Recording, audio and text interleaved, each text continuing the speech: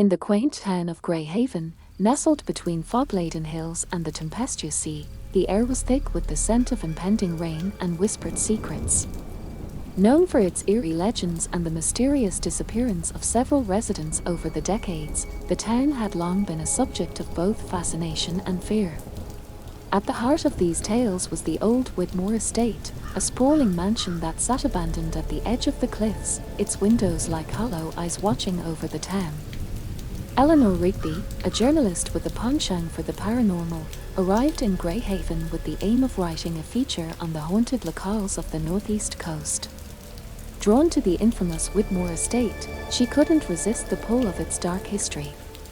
The mansion's last occupant, Jonathan Whitmore, was rumored to have been driven mad, speaking often of voices that weren't there and shadows that moved against the logic of light. One stormy night, he vanished, leaving behind a house court in a perpetual echo of his madness. Eleanor's first step was to meet with the local historian, Mr. Hawkins, who ran the town's small museum, a repository of lore and artifact. The historian was an elderly man, his eyes bright with the kind of knowledge that came from years of burrowing through the past. The Whitmore estate. Mr. Hawkins leaned back, his chair creaking under his weight. "You're not the first to pry, nor will you be the last. But heed my advice, Miss Rigby, some stones are best left unturned." Undeterred, Eleanor pressed him for details. What exactly happened to Jonathan Whitmore? Mr. Hawkins sighed, a sound of resigned surrender. It's said that he was obsessed with finding a doorway to another dimension. Claimed he'd found the key to a veil thinner than death itself. Every night, he dabbled in rituals, trying to peel back the layers of reality. And the voices he heard. "Are the voices," Mr. Hawkins murmured, his gaze drifting to the window where the first drops of rain had begun to fall. "They say they were the lost souls, caught between worlds, speaking to him, through him, perhaps even driving him to do unspeakable things." Armed with this information and an unwavering resolve, Eleanor set out for the estate the following morning, under a brooding sky that promised more than just rain. The path to the mansion was overgrown, the gates rusted shut, as if the estate itself resisted entry. But Eleanor was prepared. She clipped the heavy chain with bolt cutters and pushed the gates open, their screech a grim welcome.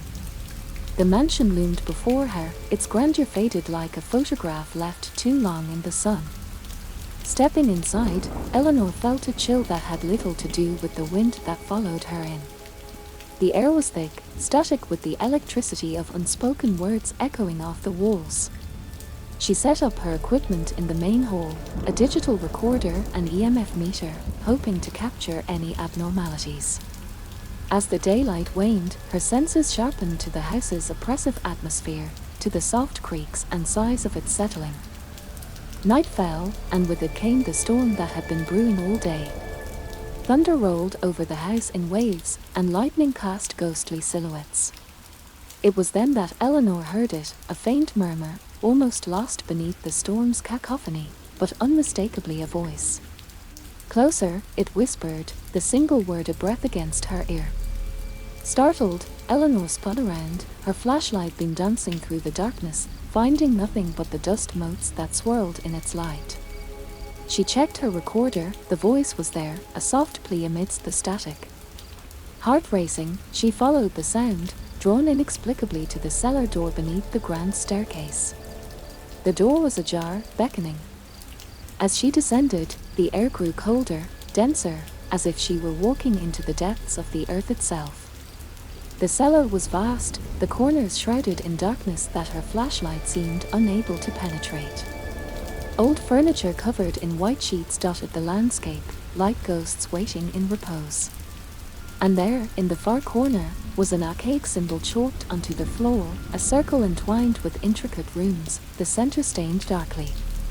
As Eleanor approached, the temperature dropped sharply, her breath visible in the icy air. The EMF meter spiked, its beeps frantic in the silence. She was about to take a closer look when a loud crash echoed from upstairs, the sound of something heavy falling. Her heart skipped a beat. Was she truly alone? Torn between investigating the noise and the symbol, Eleanor decided to record her findings about the symbol first, reasoning that whatever had caused the noise could wait a few moments longer. She placed her recorder next to the chalked runes and spoke softly, detailing her observations, the pitch of her voice betraying her underlying anxiety. This symbol appears to be some kind of summoning circle, possibly linked to the rituals Jonathan Whitmore was rumored to have conducted. The stain at the center might be blood, though it's old and dried now. It's hard to tell in this light, she murmured, her flashlight's beam trembling slightly as it crossed the dark stain. As she continued to describe the scene, another whisper floated through the air, clearer this time, almost urgent. Behind you, it hissed, a sibilant echo that seemed to emanate from the walls themselves. Eleanor spun around, her heart pounding, only to see the empty room stretched out behind her. The sheets covering the furniture billowed slightly as if caught in a non-existent breeze, their movements unnaturally fluid. Deciding she needed more light, Eleanor set up her portable lantern, its glow casting long shadows across the cellar. The added light seemed to embolden the whispers, and they grew in intensity and number, a cacophony of urgent, indecipherable murmurs. Trying to maintain her composure, Eleanor spoke into her recorder. The activity is increasing, possibly a reaction to the light or my presence in this specific part of the cellar. I'm going to attempt an EVP session now. She asked aloud, who is here with me? What do you want? The air grew thick, the atmosphere charged with anticipation. The recorder captured the soft whir of its own workings, and then, a response, a deep, guttural voice that was not her own, freedom. The word lingered, a palpable presence in the room. Eleanor's hands shook, but her journalistic instinct pushed her to probe further. Who needs freedom? Are you Jonathan Whitmore? No response came, and the whispers subsided into a sullen silence. Eleanor decided it was time to investigate the noise she had heard earlier. With one last glance at the ominous circle, she ascended the cellar stairs, her footsteps echoing in the otherwise silent house. Reaching the main floor, she noticed that the ambience had shifted. The air felt heavier, as if the gravity of the house had intensified. The hallway to her left led towards the library, where she assumed the noise had originated. As she moved forward, the floorboards creaked underfoot, the sound unnaturally loud in the oppressive stillness. The library door was slightly ajar, and as she pushed it open, the smell of old books and dust assailed her senses. Inside, the room was in disarray. Books lay scattered across the floor, and a large bookcase had been toppled, its contents spilled like the thoughts of a disturbed mind. Eleanor stepped over the threshold, her senses on high alert. She scanned the room with her flashlight, the beam illuminating the chaos. A soft thud sounded from behind a large, overturned armchair, the only piece of furniture that hadn't been on the floor in her previous visit. Cautiously, she approached, her recorder held out before her like a shield. As she rounded the chair, the light fell upon a small, leather-bound book, its cover embossed with symbols similar to those she had seen in the cellar. It lay open, its pages fluttering as if caught in a breeze, though no windows were open. The movements ceased as she touched the book, picking it up with a tentative hand. The text was in a language she didn't recognize, the script flowing and arcane. As she flipped through the pages, a photograph fell out, landing face up on the floor. It was an old black and white image showing a group of people standing in a circle similar to the one in the cellar, Jonathan Whitmore among them, his eyes dark and intense even in the grainy photo. Eleanor pocketed the photo and book, intending to examine them later. She left the library, her mind reeling with the implications of her findings. The house seemed to watch her as she moved, the walls whispering secrets she could only half comprehend. Returning to the main hall, Eleanor decided to set up her cameras to capture any further disturbances. As she adjusted the lenses and checked the angles, a cold draft swept through the hall, chilling her to the bone. The temperature drop was sudden and severe, prompting a shiver that ran down her spine. "Is someone there?" she called out, her voice echoing off the high ceilings. In response, the front door slammed shut with a force that shook the house, dust motes dancing in the disturbed air. Heart racing, Eleanor approached the door, her hand outstretched to reopen it. But before she could touch the knob, a loud, sorrowful wail echoed throughout the house, a sound so full of anguish and despair it seemed to permeate the very walls. The wail was followed by a series of bangs and crashes that reverberated through the hallways, as if the house itself were coming apart.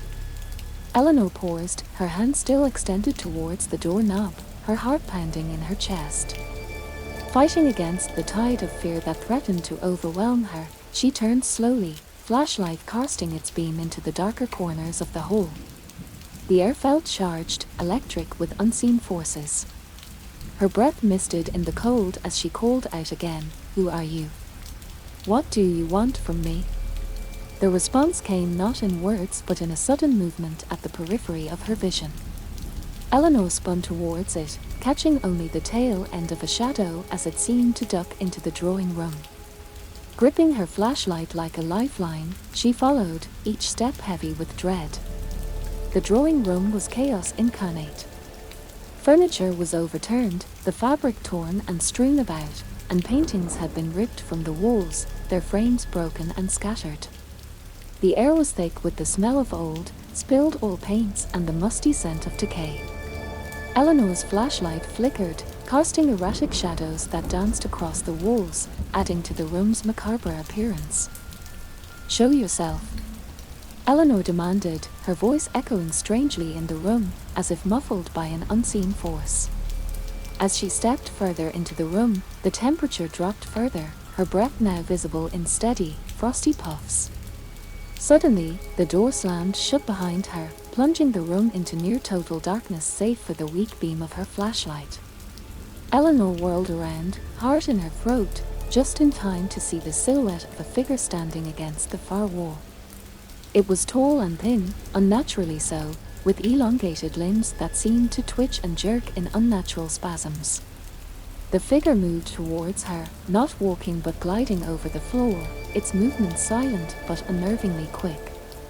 Eleanor stepped back, tripping over a rug and falling backwards. She hit the ground hard, the air knocked out of her, her flashlight rolling away and casting its light against the ceiling, leaving her in semi-darkness. As she struggled to her feet, the figure loomed over her, its face hidden in shadow. "Please," she gasped, "I don't mean any harm. I just want to understand." The figure paused, and for a moment, Eleanor thought she saw a flicker of humanity in the way it tilted its head, as if considering her words. Then, as suddenly as it had appeared, it vanished, leaving Eleanor alone in the darkness, the silence of the room oppressive after the encounter. Breathing heavily, Eleanor retrieved her flashlight and quickly left the room, her previous courage now shaken. She needed to understand what was happening, why these manifestations were occurring, and most importantly, what they wanted. Making her way back to the main hall, Eleanor decided it was time to review the recordings on her digital recorder and the footage from the cameras she had set up. Perhaps they had captured something that could give her more insight into the nature of the haunting. As she reviewed the footage, her eyes were drawn to a particular frame where a shadow passed in front of the camera, distorting as it moved, as if the air around it was thick with static. She played the segment back several times, noting how the temperature readings on the screen plummeted each time the shadow appeared. Determined to find more clues, Eleanor decided to explore the upper floors of the mansion, areas she had previously avoided due to their dilapidated state. As she ascended the creaking staircase, the air grew colder with each step, and the oppressive feeling of being watched intensified. Reaching the top floor, she found herself in a long hallway, doors lining either side, each leading to rooms shrouded in shadows and dust. The first few rooms she checked were empty, their contents long since rotted away or taken by looters. But as she approached the end of the hallway, she heard a soft sound, like fabric rustling. Eleanor paused, listening. The sound continued, coming from behind the door of the last room on the left. Steeling herself, She reached out and slowly turned the knob. The door creaked ominously as it opened, revealing a room that was different from the others. It was intact, almost preserved, with furniture still in place and curtains drawn. And there, in the center of the room, stood a crib, the source of the rustling sound. As she stepped closer, the temperature dropped so drastically it felt like walking into an icebox. The rustling stopped abruptly, and the crib's veil was slowly drawn back by an unseen hand. Inside, there was nothing but an old, tattered baby blanket and a small, leather-bound book that looked eerily similar to the one she had found in the library. Eleanor hesitated for a moment before reaching out to pick up the book. The moment her fingers brushed against the leather, a cold shiver ran down her spine, and the air in the room grew oppressively tight, as if the walls themselves were closing in. She opened the book, and the pages were yellowed with age, the text written in the same cryptic script as the previous one. Among the pages, there were pressed flowers, brittle with age, and old photographs of the house, looking much newer and more alive than its current decrepit state. Intrigued but wary, Eleanor tucked the book under her arm, feeling an inexplicable urge to protect it. As she turned to leave the room, the sound of a music box filled the air, soft and haunting, playing a lullaby that seemed both familiar and eerily out of place. The melody tugged at her heart, filling her with a sense of profound sadness and loss. The source of the music was a small, ornate box on the dresser, its lid slowly opening as the melody played. Frozen in place, Eleanor watched as a ghostly figure materialized beside the crib. It was a woman, her form translucent and shimmering like moonlight. She was dressed in a flowing gown that whispered over the floor as she moved. Her eyes were sad, filled with an eternal mourning that made Eleanor's heart ache in response. The ghostly woman reached into the crib, her hands parsing through the blankets as though they were nothing but mist. She turned to Eleanor, her lips moving silently at first, then forming words that Eleanor could barely hear over the haunting lullaby. "My baby, my heart," the figure whispered, her voice a sorrowful echo. Eleanor, her journalistic instincts momentarily forgotten, found herself drawn into the woman's grief. "Who are you?" she asked, her voice barely a whisper. "What happened to your child?" The apparition looked at Eleanor, her gaze piercing and intense. "Lost, taken by the shadows," she replied, her voice growing stronger, more urgent. "Save him, please." Before Eleanor could respond, the image of the woman faded as quickly as she had appeared, leaving the room silent except for the last, lingering notes of the lullaby. Eleanor stood there, shaken, clutching the book to her chest. She hurried out of the room, the weight of the encounter heavy on her. She needed to understand the connection between the ghostly woman, the child, and the broader hauntings of the Whitmore estate. The books, the rituals, the apparitions, it was all intertwined, but the pieces of the puzzle were still scattered. Determined to find answers, Eleanor descended the stairs to the ground floor, her mind racing with theories and questions. As she reached the main hall, the air shifted, becoming charged with an electrical energy that raised the hairs on her arms. She was not alone. From the shadows of the grand staircase, another figure emerged, this one darker, more menacing than the sorrowful mother. It was a shadowy form, tall and imposing, its presence exuding malevolence. The temperature plummeted, and Eleanor felt the oppressive weight of despair bearing down on her. The dark figure advanced, and Eleanor, her fear momentarily overridden by her desire to understand, stood her ground. "What do you want from this place?" she demanded, her voice echoing in the cavernous hall. The figure stopped, and a low, growling voice filled the space, chilling Eleanor to her core. "To claim what is mine," it said, the voice reverberating off the walls, as if coming from everywhere at once. Eleanor clutched the book tighter, a sudden realization dawning on her. This entity, this dark presence, was tied to the rituals Jonathan Whitmore had performed, perhaps even summoned by them. And now, it sought to reclaim or complete what had been started decades ago. As she prepared to confront the entity, a crash from upstairs diverted her attention. The sound of breaking glass and the sudden, sharp cries of a child pierced the night, drawing her gaze upward towards the second floor. Heart-pounding, Eleanor knew she had to make a choice. Confront the dark entity now or investigate the distressing sounds from above, potentially saving the remnant of a lost soul. Her decision would not only impact her safety but possibly the very essence of the Whitmore estate. Torn between her instincts and her duty to uncover the truth, Eleanor took a deep breath, steadied her resolve, and made her way toward the grand staircase, each step echoing ominously as she moved towards the unknown dangers waiting above. Eleanor ascended the grand staircase, her heart pounding in her chest, each creak of the old wood beneath her feet sounding like a warning. The cries had ceased, replaced by a haunting silence that seemed to press in around her. She reached the landing, pausing to catch her breath and gather her courage. The upper floor was dimly lit by the moonlight that filtered through the stained glass windows, casting eerie patterns on the walls. The air was cold, each breath forming a visible puff in front of her. Eleanor moved stealthily, her senses heightened to any sound or movement. As she approached the room from which the cries had emanated, she noticed the door slightly ajar. She pushed it open gently, the hinges groaning under the strain. The room was in disarray, much like the rest of the house, but what caught her eye was the broken window, glass scattered across the floor, shimmering in the moonlight. In the center of the room stood a crib, similar to the one she had seen in the ghostly woman's room, but this one was overturned, its contents spilled onto the soft, dusty carpet. A chill ran down Eleanor's spine as she stepped closer, her flashlight beam cutting through the darkness to reveal a small, stuffed bear lying among the debris.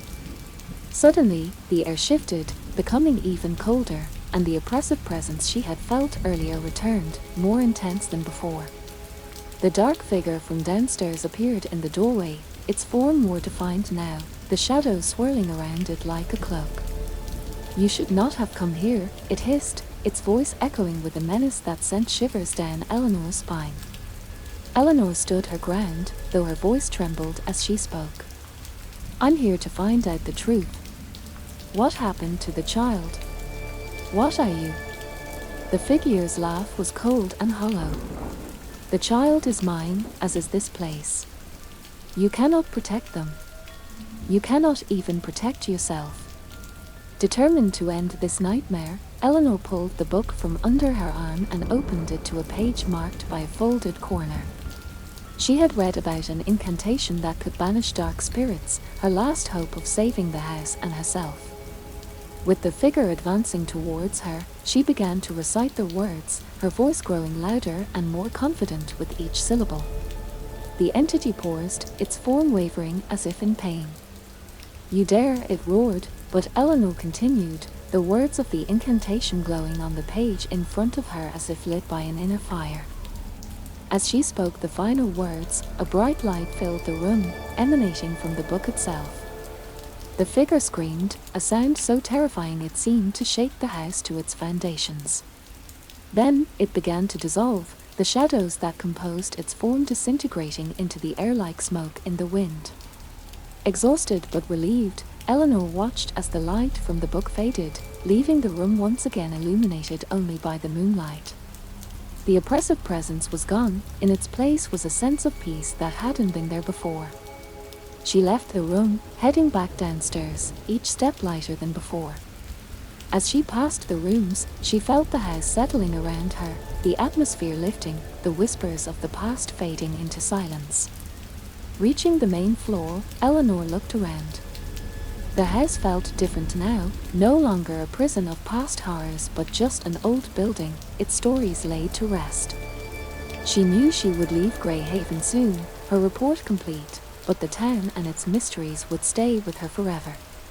As she stepped outside, the first light of dawn was breaking over the horizon, casting warm hues across the landscape.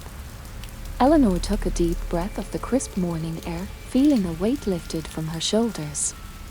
She had faced the darkness and prevailed, not just for herself, but for the souls entwined with the Whitmore estate. And though the night had been fraught with terror, It ended with the promise of a new day, the house behind her standing silent and serene against the morning sky, its haunting finally at peace.